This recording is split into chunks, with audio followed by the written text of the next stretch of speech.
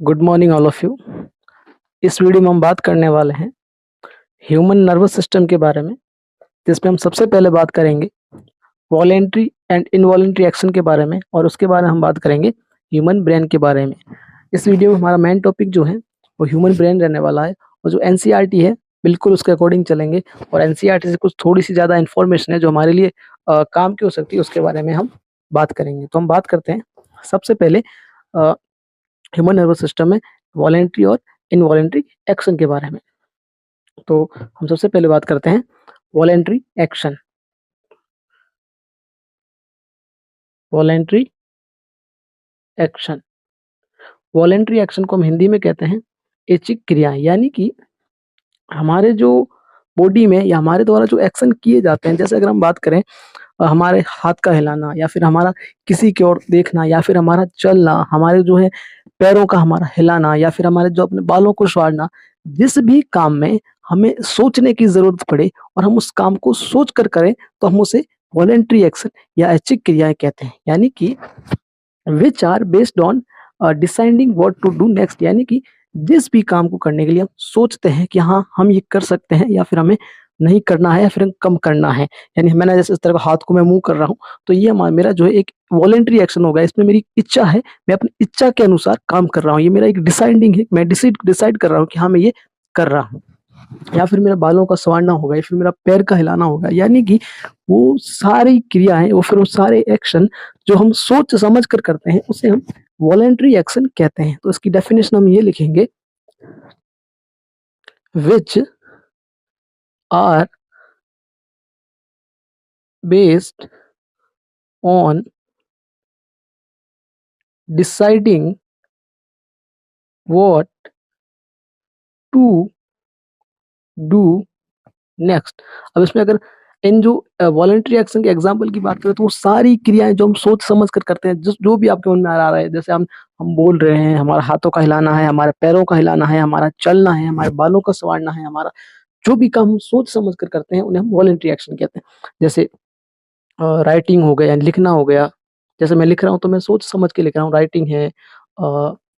Talking है, यानी फिर किसी से बात करना है, बात करने के हम सोचते हैं कि हमें बात करनी या नहीं करनी, तो ये भी एक तरह से वॉलेंट्री एक्शन हो गया। या फिर हम किसी भी ऑब्जेक्ट को जो है उसको मूव कर रहे हैं, तो यानी जैसे मान लेते हैं मूविंग अ चेयर।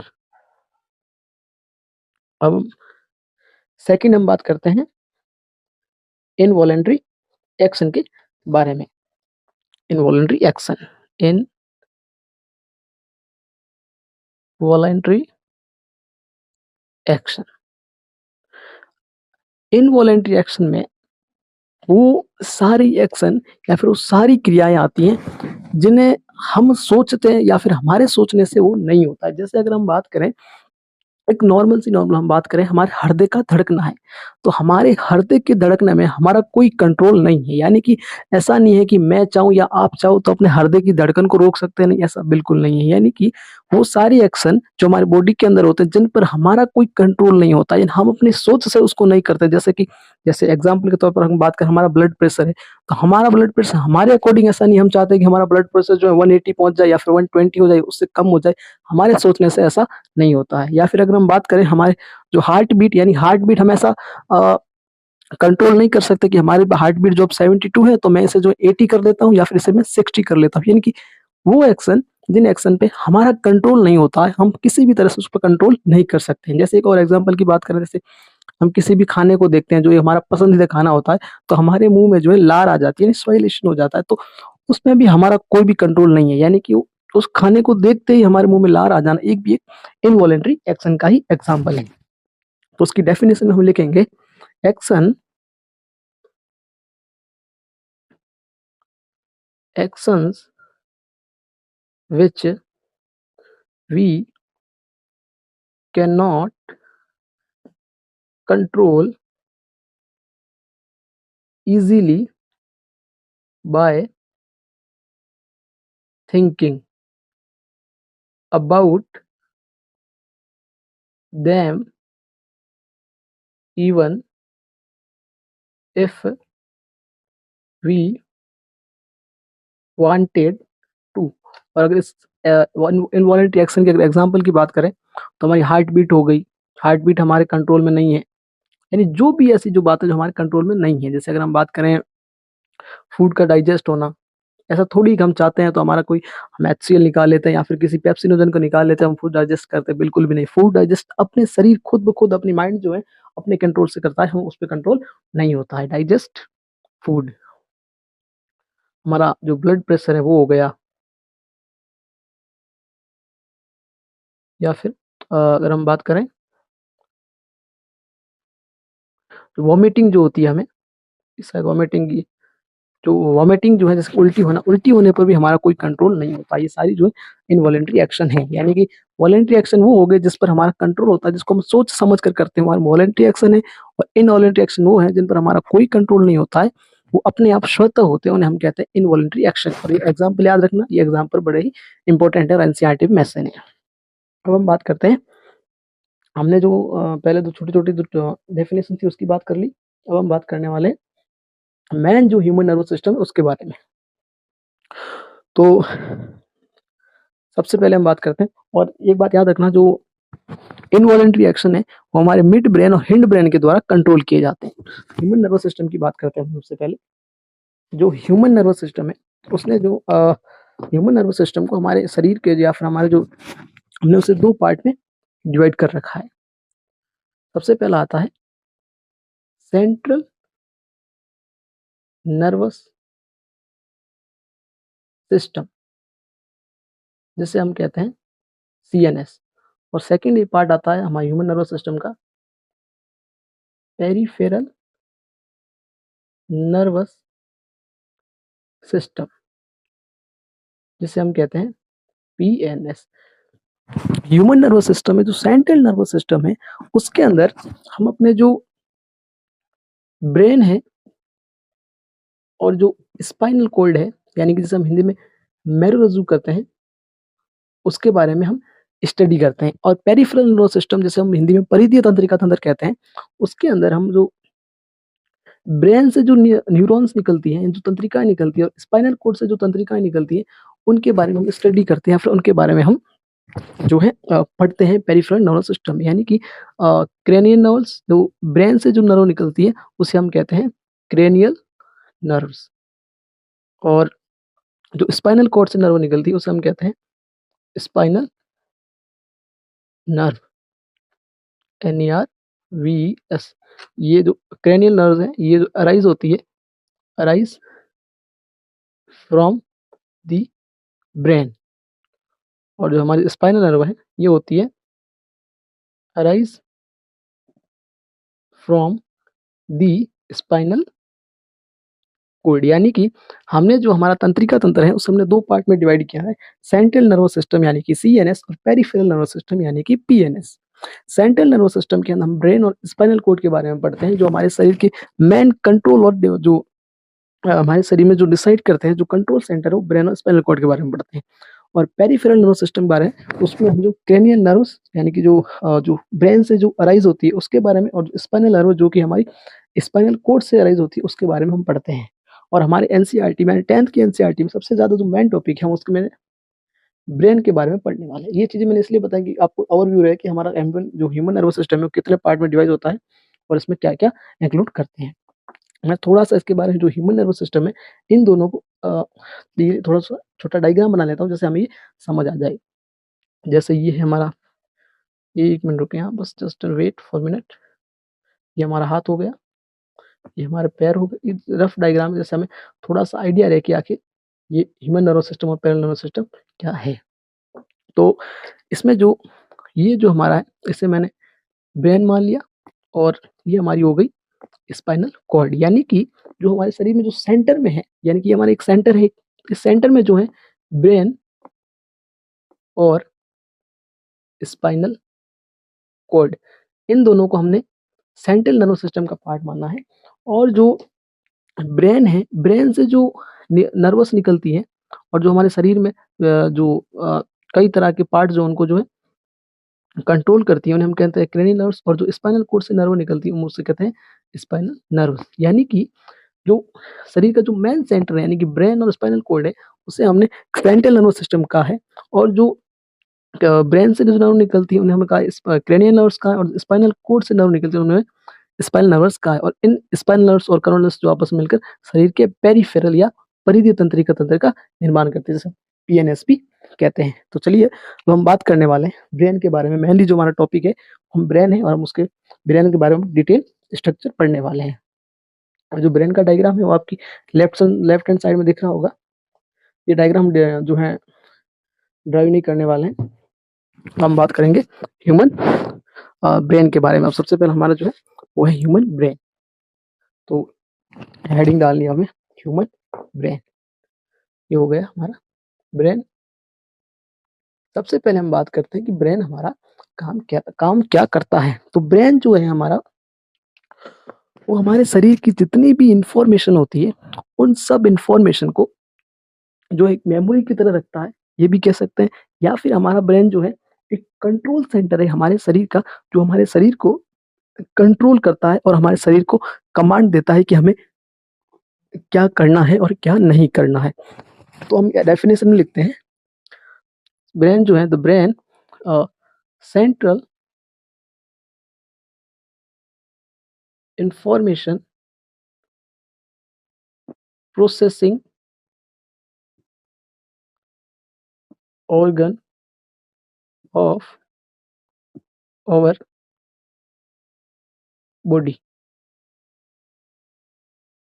और इसे हम कहते हैं कंट्रोल एंड कमांड सेंटर। यानी कि हमारा जो ब्रेन है वो जो है हमारे शरीर का एक सेंट्रल इंफॉर्मेशन प्रोसेसिंग ऑर्गन है, जहाँ पर हमारी सारी जो इंफॉर्मेशन है हमारे शरीर की वहाँ आती है, और वहाँ पर जो है वो ब्रेन डिसाइड करता है कि किस इंफॉर्मेशन को कहाँ भेजना है, कौन से शरीर के बॉडी ऑर्गन में भेजना है। तो हमारा ब्रेन जो है वो हमारे का जो है मेन जो है कंट्रोल और कमांड सेंटर हो गया। अब हम बात करते हैं ब्रेन के टाइप की, या फिर हम बात करें हमने जो ब्रेन को कितने पार्ट में डिवाइड कर रखा है। तो हमने जो ह्यूमन ब्रेन को जो है 3 पार्ट में डिवाइड कर रखा है। एक है जैसे हम कहते हैं फोरे ब्रेन, यानी कि जिसे हिंदी में कहते हैं हम अग्र मस्तिष्क, और एक होता है मिड ब्रेन, जिसे हम कहते हैं मध्य मस्तिष्क, और एक होता है हाइंड ब्रेन, जिसे हम कहते हैं पश्च मस्तिष्क। और हम इसमें जो है इन तीनों के बारे में बात करने वाले हैं, फोरे ब्रेन, मिड ब्रेन और हिंड ब्रेन के बारे में। तो सबसे पहले हम बात करेंगे फोरे ब्रेन के बारे में, कि फोरे ब्रेन क्या करता है और फोरे ब्रेन के कौन कौन से पार्ट होते हैं, वो पार्ट किस तरह का काम करते हैं। तो जो फोरे ब्रेन है, हमारे जो ब्रेन के 3 पार्ट है, फोरे brain, mid brain, hind brain. उसमें जो फोर ब्रेन है, जैसे फोरे ब्रेन है वो हमारे शरीर का मेन थिंकिंग पार्ट है, कि हमारे जो जो हम सोचते हैं, जो भी चीज हम सोचते हैं, जो भी हमारा जो काम है, हमारा जो फंक्शन हम सोचते हैं, वो हमारा जो सोचना जो है वो फोरे ब्रेन में होता है। और जो हमारा जो भी ऑर्गन है, ऑर्गन से जो इम्पल्स आती है, जो रिसीव करने वाला पार्ट है, वो भी हमारा फोरे ब्रेन है। यानी कि इसमें हम लिखेंगे फोरे ब्रेन is the main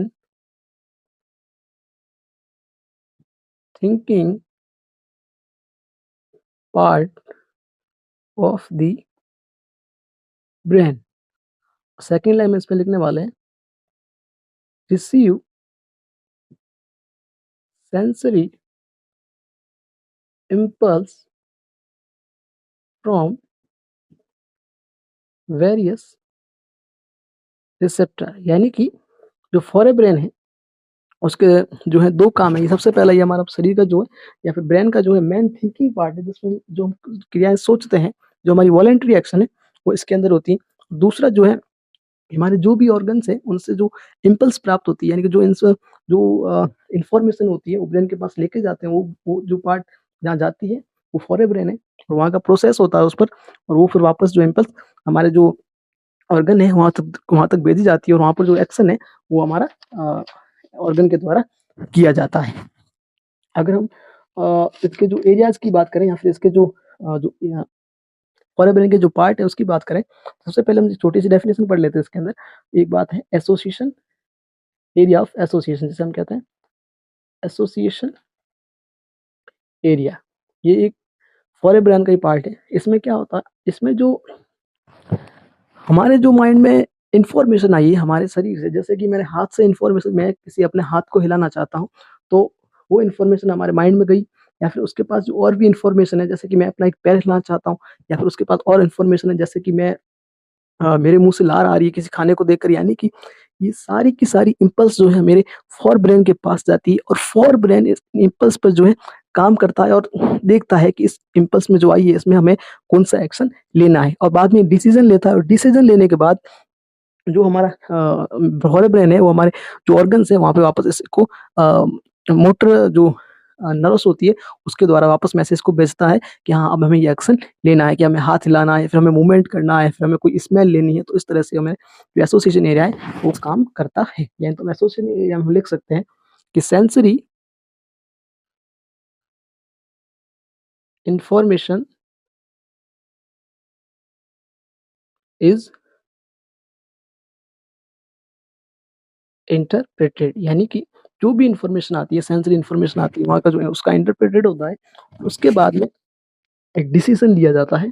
तो डिसीजन होता है उसके बाद में, और डिसीजन होने के बाद उस जो हमारे पास इंफॉर्मेशन आई है उसको वापस जो हमारा ब्रेन जो वापस भेजता है, और उस इंफॉर्मेशन के हिसाब से हम जो है एक्स जैसे स्मेल हो गई, या फिर जैसे हमारा सुनना हो गया, हियरिंग हो गया, या फिर मूवमेंट हो गया। तो ये हमारे ब्रेन के जो फॉर ब्रेन है उसकी बात हो गई। फॉर ब्रेन के जो पार्ट हैं उसकी हम बात करने वाले हैं। फॉर ब्रेन के हमारे जो एनसीईआरटी में 3 पार्ट मेंशन कर रखे हैं उसकी बात हम करेंगे। फॉर ब्रेन का जो फॉर ब्रेन है उसका पहला पार्ट है सेरेब्रम। सेरेब्रम, जिसे हम हिंदी में कहते हैं प्रमस्तिष्क।